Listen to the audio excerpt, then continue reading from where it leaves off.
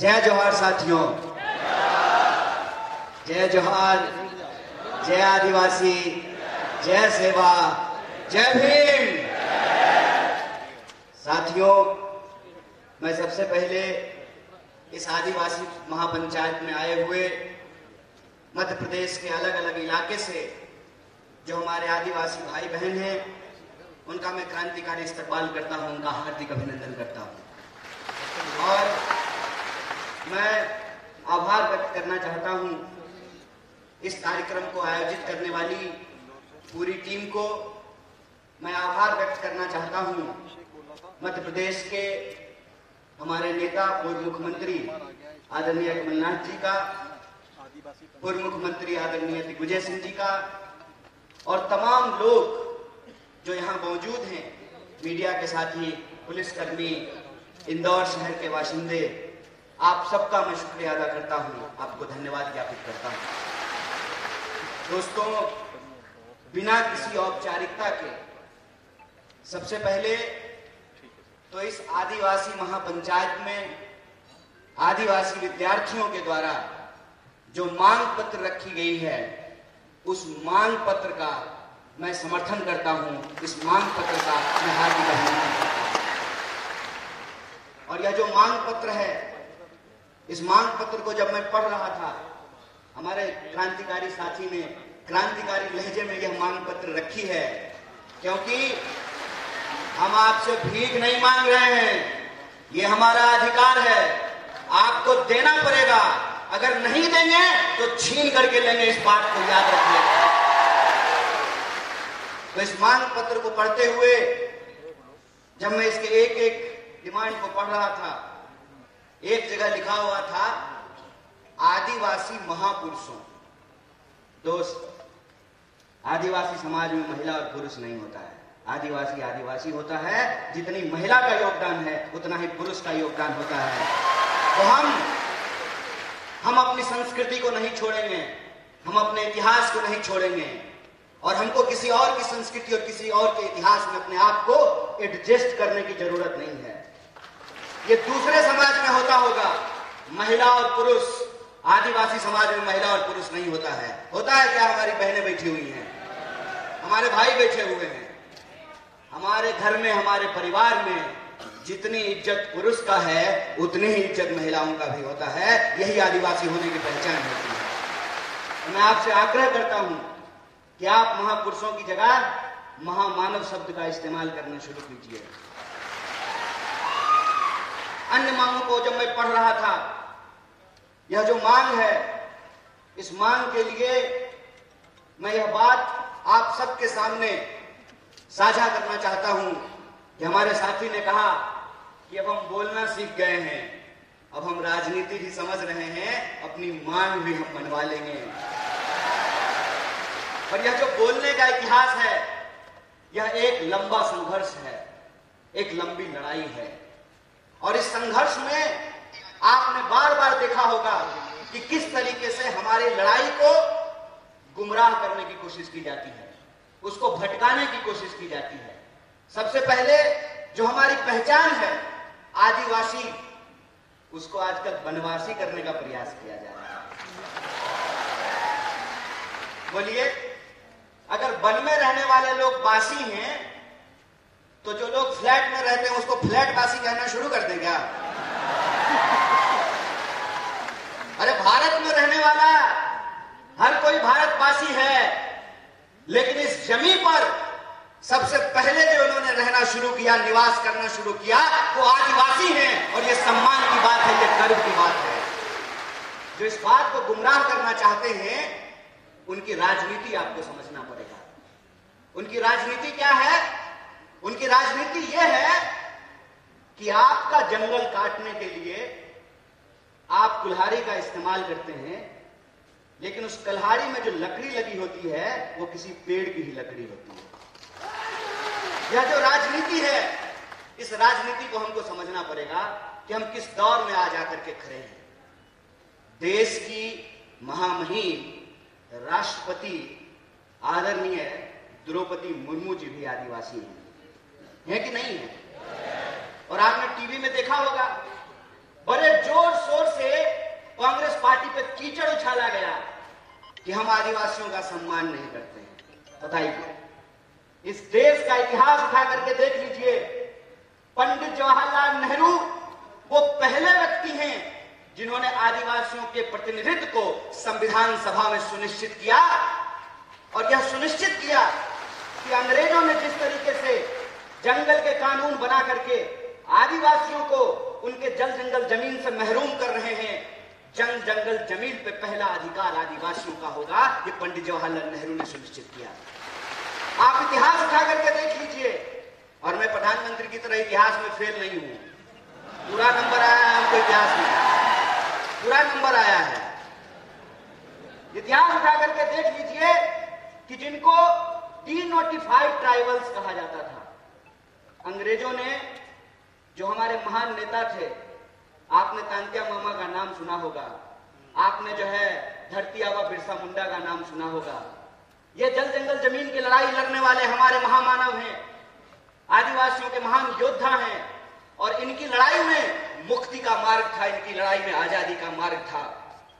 इस लड़ाई के चलते जो इस देश के मूल निवासी हैं, आदिवासी हैं, उनको ब्रिटिशर्स ने, अंग्रेजों ने क्रिमिनल घोषित कर दिया था। आपको इतिहास जानना चाहिए कि सबसे पहले पंडित जवाहरलाल नेहरू ने उसको डीनोटिफाइड किया, कहा कि वो क्रिमिनल नहीं है, इस धरती पे उनका पहला हक है, वो पहले नागरिक हैं, पहले अधिकारी हैं। कांग्रेस के इतिहास की बात करते हैं, आप मुझे बताइए, हमारे साथी ने बिल्कुल ठीक कहा, अगर आपका वोट और हमारा वोट एक नहीं हुआ होता, क्यों पत्रकार महोदय, आपका वोट और एडिटर का वोट एक नहीं होता, महिला और पुरुष का वोट एक नहीं होता, हेलीकॉप्टर पर उड़ने वाला और साइकिल पर चलने वाला का वोट अगर एक नहीं होता, तो जया साहब के पप्पा इंदौर का चक्कर लगा रहे होते। सुने हैं डैडी जी घूम रहे हैं आजकल जया साहब के, क्यों घूम रहे हैं? ये वोट का अधिकार आपको कैसे मिला है? ये वोट का अधिकार आपको थाली में परोस करके गिफ्ट नहीं मिला है, इसके लोगों ने संघर्ष किया है, इसके लोगों ने अपनी जान की कुर्बानी दी है। और आजादी का मतलब होता है कि किसी भी मनुष्य को, किसी भी मनुष्य के ऊपर शोषण करने का कोई अधिकार नहीं है, यह आजादी का मतलब होता है। और यही जो आजादी का मतलब है, इस मतलब को हमारे देश के संविधान की प्रस्तावना में लिखा गया है। क्या लिखा गया है? हम भारत के लोग, भारत में रहने वाला, चाहे हिंदू हो, मुसलमान हो, सिख हो, ईसाई हो, बुद्धिस्ट हो, जैनी हो, पारसी हो, यहूदी हो, हर कोई भारतवासी है ना। जब भारत में रहने वाला हर कोई भारतवासी है, तो चाहे गोंड हो, भील हो, उरांव हो, सभी लोग आदिवासी हैं। यह एकता हमको समझनी पड़ेगी, यह एकता हमको बना करके रखनी पड़ेगी। इनकी चालाकी आपने देखी, एक दूसरे से लड़ा रहे हैं। ये क्यों लड़ा रहे हैं? ये इसलिए लड़ा रहे हैं ताकि हमारी शक्ति आपस में बट जाए। मणिपुर जल रहा है, मणिपुर में मणिपुर के रहने वाले लोग को ही आपस में लड़ाया जा रहा है, और सरेआम आपके रूंगटे खड़े हो जाएंगे। यहां बैठी हुई महिलाओं से मैं हाथ जोड़ करके माफी मांगता हूं। बतौर पुरुष हमने ऊपर आपके ऊपर बहुत सारा अत्याचार किया है, इसके लिए हाथ जोड़ करके हम आपसे माफी मांगते हैं। शर्म आती है, शर्म आती है कि आजादी के 75 साल बाद भी बदला निकालने के लिए निर्वस्त्र होकर के आप एक महिला को घुमा रहे हैं, और आप कहते हैं कि हमने आदिवासी महिला को राष्ट्रपति बनाया है। आप एक आदिवासी महिला को राष्ट्रपति बनाए हैं और एक आदिवासी महिला को निर्वस्त्र करके घुमाया जा रहा है, और महामहिम अपने मुंह से एक शब्द नहीं बोलती है। यह बात हमको समझनी पड़ेगी कि लकड़ी काटने वाले कुल्हाड़ी में भी लकड़ी लगा होता है। इस राजनीति को हमको समझना पड़ेगा। हमको समझना पड़ेगा कि अगर जो हमारा वोट और आपका वोट एक है, महिला और पुरुष का वोट जो एक है, हेलीकॉप्टर पर चलने वाला और फॉर्च्यूनर पर चलने वाला और टूटी हुई साइकिल लेकर चलने वाला का वोट जो एक है, यही वोट की ताकत है कि यह जमहूरियत जिंदा है, यह लोकतंत्र जिंदा है। 5 साल के लिए ही सही, 5 साल के लिए ही सही, इनको जनता के बीच जाना पड़ता है, जनता की अदालत में आना पड़ता है, और अपनी नाकामियों को छुपाने के लिए तरह तरह का झूठ बोलना पड़ता है। अभी हमको एक पत्रकार पूछ रहे थे कि गृह मंत्री ने कहा है, मां बाप ने कितना सुंदर नाम रखा है, नरोत्तम, नड़ों में उत्तम, और काम कैसा है, निकृष्टम। कैसे है निकृष्टम? निकृष्टम ऐसे है कि भाई तुम सरकार चला रहे हो, 20 साल से तुम्हारी इस प्रदेश में सरकार है और तुम विपक्ष की तरह सवाल पूछ रहे हो। है दम चैलेंज करते हैं यहां से खड़ा होकर के। इंदौर में 2 गृह मंत्री है, चैलेंज करते हैं कि अगर हमने गलत किया है तो हमको इंदौर की जेल में डालो, अगर हमने गलत नहीं किया है तो देश को गुमराह करना बंद करो, देश से माफी मांगो, बकवास करना बंद करो। हमको मालूम है कि ये झूठ क्यों बोलते हैं। ये झूठ इसलिए बोलते हैं क्योंकि हमारे सच का सामना नहीं कर सकते हैं। करेंगे हमारे सच का सामना। सच ये है कि इनका बेटा विदेश पढ़ने के लिए गया है, मामा का। और मामा के संदर्भ में मैं आपको बता दूं, मेरा नाम कन्हैया है और कन्हैया ने कंस का वध किया था और कंस भी मामा था। ये संदर्भ मैं इसलिए बता रहा हूं कि हमको सच्चाई आंख खोल करके देखने की जरूरत है। इस प्रदेश में गरीब के लिए महाविद्यालय नहीं बनेगा, गरीब के लिए विश्वविद्यालय नहीं बनेगा, गरीब के लिए छात्रावास नहीं बनेगा। क्यों? क्योंकि जब मुख्यमंत्री का बेटा विदेश पढ़ने के लिए जाएगा तो आदिवासी के लिए महाविद्यालय क्यों बनाएगा? और जब चुनाव आ गया है, 20 साल से सरकार चला रही है, जब चुनाव में 20 महीना बचा है तब इनको बहन जी लाडली की याद आई है और क्या कह रहे हैं कि हम 2000 रुपया दे देंगे। चाचा, आप 2000 रुपया अपने पास रखिए। ये बताइए कि 350 का सिलेंडर 1400 रुपए में क्यों मिल रहा है? 750 रुपया तो रिचार्ज कराने में लगता है। बहनें यहाँ पे बैठी हुई हैं, 2000 रुपया दे दीजिएगा तो 2 महीना ठीक से 2 मोबाइल रिचार्ज भी नहीं हो पाएगा। ठगते हैं, ठग रहे हैं हमको। आपका खेल हम समझ रहे हैं, आपका खेल हम समझ रहे हैं कि आप हमारे आंख में धूल झोंक करके हमारी संपत्ति, हमारा रिसोर्स हमसे छीन रहे हैं। और जब हम अपने जल जंगल जमीन की बात करते हैं तो ये हमारे ऊपर तरह तरह का आरोप लगाते हैं। कहते हैं जल जंगल जमीन की बात करने वाले लोग अर्बन नक्सल होते हैं। हाय रे गृह मंत्री, बड़ी दया आती है आपको। 2 बार की सरकार है इनकी, 20 साल से मध्य प्रदेश में सरकार चला रहे हैं। और मेरे पिताजी मुख्यमंत्री नहीं थे, ना प्रधानमंत्री थे। मैं एक साधारण परिवार का लड़का हूं, लेकिन मेरे पास महात्मा गांधी की तरह, बिरसा मुंडा की तरह, शहीद आजम भगत सिंह की तरह, डॉक्टर बाबा साहब भीमराव अंबेडकर की तरह सच की ताकत है। इस बात को याद रखिएगा। अरे पूरी ताकत लगा लीजिए। आप हमारी सच्चाई को नहीं बदल सकते हैं। हम सच के लिए लड़ रहे हैं, हम अपने लोकतांत्रिक अधिकार के लिए लड़ रहे हैं। और लोकतंत्र का क्या मतलब होता है? लोकतंत्र का मतलब यह होता है कि जैसे मुख्यमंत्री के बेटा का वोट एक होता है, उसी तरह से आदिवासी के बच्चा का भी वोट एक होता है।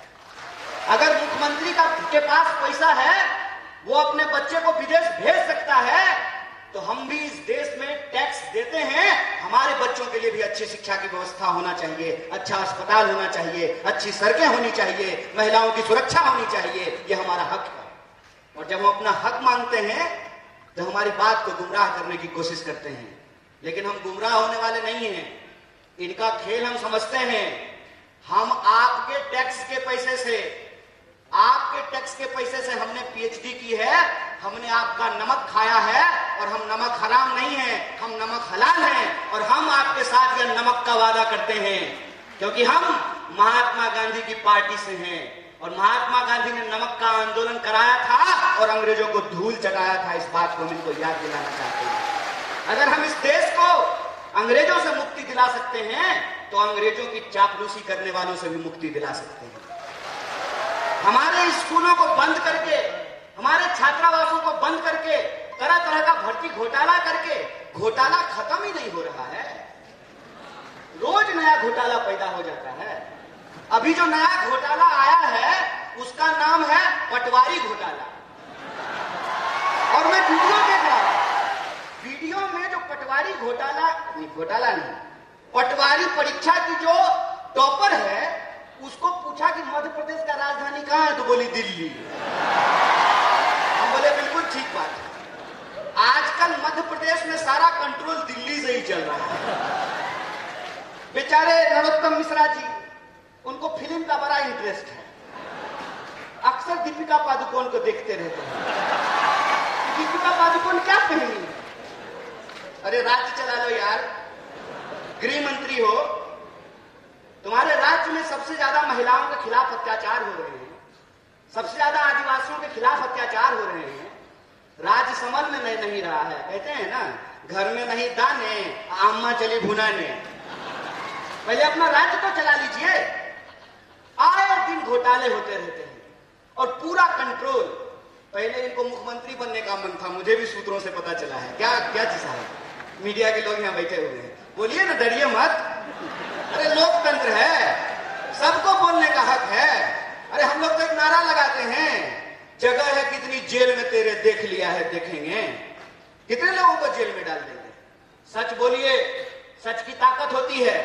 पहले इनको कहा कि ऐसे ही उलझुल बात किया करो, सोशल मीडिया पे पॉपुलर हो जाओगे। और जैसे पटवारी की परीक्षा की टॉपर को मध्य प्रदेश की राजधानी दिल्ली लगती है, इनको भी सत्ता का केंद्र आजकल दिल्ली लगता है। और जब चुनाव आता है तो दिल्ली इंदौर में घूमना शुरू कर देता है। आजकल दिल्ली इंदौर घूम रहा है। तो जब आ ही गए हैं नेकी और पूछ तो इनसे पूछ लेना चाहिए कि क्यों घोटाले पे घोटाले हो रहे हैं, क्यों आदिवासियों के खिलाफ अत्याचार हो रहे हैं, क्यों महिलाओं के खिलाफ अत्याचार हो रहे हैं, क्यों आपके द्वारा किए गए एक भी वादे पूरे नहीं किए गए। और जब चुनाव आया है, लाडली योजना, समझ रहे हैं साहेब, अपने लाडले के लिए लाडली योजना लेकर के आए हैं साहब। ये सच्चाई हम देख रहे हैं। इस सच्चाई को मैं अपने आदिवासी भाई बंधुओं से कहना चाहता हूं, अपनी बहनों से कहना चाहता हूं कि ये मौका है कि जो 20 साल से आपने अत्याचार झेला है, उस अत्याचार का आपको बदला लेना है और उनको एहसास कराना है कि राजा का बेटा राजा नहीं होगा। ये लोकतंत्र की ताकत है। और लोकतंत्र की ताकत ये है कि सब लोगों को चुनाव लड़ना पड़ता है। कमलनाथ जी भी चुनाव लड़ते हैं, दिग्विजय सिंह जी भी चुनाव लड़ते हैं, और नरोत्तम मिश्रा को भी लड़ना पड़ता है। एक उदाहरण आप मुझे सोच करके बताइए। और यहाँ पर चूंकि कांग्रेस के वरिष्ठ नेता मौजूद हैं और हमारे आदिवासी भाई बंधु हैं, इसलिए कहना जरूरी है कि श्रीमती गांधी को 2 बेटे, संजय गांधी और राजीव गांधी, दोनों कांग्रेस में थे। बाद में संजय गांधी जी की पत्नी बीजेपी में चली गई, चुनाव लड़ी, चुनाव जीती। राजीव गांधी जी की पत्नी भी चुनाव लड़ी, चुनाव जीती। तो बीजेपी में लोकतंत्र कैसे है और कांग्रेस में राजतंत्र कैसे है? वहां जो बहु चुनाव जीती तो वो लोकतंत्र है, और श्रीमती गांधी की यहां जो बहु चुनाव जीती तो यह राजतंत्र है। हाय रे बेईमान, बेशर्मी देखे हो, बेशर्मी। अरे ये कांग्रेस पार्टी ही है जिस पार्टी ने इस देश में जमहूरियत को स्थापित किया है। और ये जमहूरियत की ताकत है कि राहुल गांधी जब अमेठी से चुनाव जीतते हैं तो इनके नजर में वो राजतंत्र है, और वो मैडम जो है, सास जो कभी बहू थी, है ना, वो जब अमेठी से चुनाव लड़ी है तो लोकतंत्र है। हाय रे चोरी। मैं तो यही कहता हूं कि अगर इस देश में पंडित जवाहरलाल नेहरू नहीं होते ना, तो नरेंद्र मोदी भी देश के प्रधानमंत्री नहीं हो पाते। अगर इस देश में गांधी नहीं होते, इस देश में अगर भगत सिंह नहीं होते, इस देश में अगर बिरसा मुंडा नहीं होते, इस देश में अगर डॉक्टर बाबा साहब भीमराव अंबेडकर नहीं होते, तो एक आंगनबाड़ी का बेटा खड़ा होकर के 2 मुख्यमंत्री के सामने भाषण नहीं दे रहा होता। ये लोकतंत्र है और इस लोकतंत्र की ताकत को आपको समझना पड़ेगा। इसीलिए मैं अपने आदिवासी भाइयों और बहनों से कहना चाहता हूं कि जो आपका मांग पत्र है, ये मांग पत्र कोई ऐसे नहीं मानने वाला है। ये मानेगा आपके वोट की ताकत से, और आपको अपने वोट की ताकत दिखानी है। और 20 साल का ये जो घोटालों का राज है, इस घोटालों के राज को आपको समाप्त करना पड़ेगा। बोलिए कीजिएगा कि नहीं कीजिएगा? पीछे से ए भाई, करना है ना, बदलना है ना? अगर बदलना है तो मैं सहमत हूं इस बात का कि समाज में बदलाव सिर्फ पार्टी से नहीं होती है, समाज में बदलाव समाज के सहयोग से होता है। इसीलिए कांग्रेस पार्टी अपने दम से चुनाव लड़ेगी, कांग्रेस के कार्यकर्ता अपने दम से चुनाव लड़ेंगे, लेकिन मध्य प्रदेश के एक एक नागरिक को अपने हक और अधिकार के लिए और 20 साल से जिनके सत्ता का अहंकार है, उस अहंकार को चकनाचूर करने के लिए इस सत्ता को इनको कुर्सी से बेदखल करना पड़ेगा, इनको हराना पड़ेगा। और ये सवाल इनसे पूछना पड़ेगा कि उधर उधर की बकवास बंद करो, ये बताओ कि हर साल 2 करोड़ नौकरी क्यों नहीं पैदा हुई, ये बताओ कि हमारे खाते में 15 लाख रुपया क्यों नहीं पहुंचा, ये बताओ कि आए दिन महिलाओं के ऊपर बलात्कार क्यों हो रहा है, क्यों दलितों के ऊपर अत्याचार हो रहा है, क्यों आदिवासियों के ऊपर अत्याचार हो रहा है। और यहाँ हमारे सिपाही लोग खड़े हैं, एमएलए साहब को पेंशन मिलेगा, कांस्टेबल को नहीं मिलेगा, ये ठीक बात है? तो पूछिएगा अगली बार मामा को कि मामा हम भी जो है डंडा नहीं चलाएंगे, अगर आपको पेंशन मिलेगा ना तो हमको भी ओल्ड पेंशन स्कीम देना पड़ेगा, हमको ये लागू करना पड़ेगा। और ये जो मांगे हैं, ये मांगे इस प्रदेश की मांग है, इस मांग को इनको मांगना पड़ेगा। और नॉर्मलाइजेशन के नाम पे, नॉर्मलाइजेशन के नाम पे जो बेईमानी चल रहा है, तो जैसे ये आपके नंबर का नॉर्मलाइजेशन कर रहे हैं ना, आपको इनकी सीटों का नॉर्मलाइजेशन करना पड़ेगा। बोलिए कीजिएगा कि नहीं कीजिएगा? अगर कीजिएगा तो मध्य प्रदेश में परिवर्तन होगा, और सिर्फ मध्य प्रदेश में परिवर्तन नहीं होगा, इंदौर से परिवर्तन की लहर दिल्ली तक पहुंचेगी और दोनों गृह मंत्री फिर से तरीपार होंगे, यह हमारा पूरा भरोसा है। इसी आशा और विश्वास के साथ आप तमाम लोगों को एक बार फिर से शुक्रिया अदा करते हुए, धन्यवाद कहते हुए अपनी बात को खत्म करूंगा।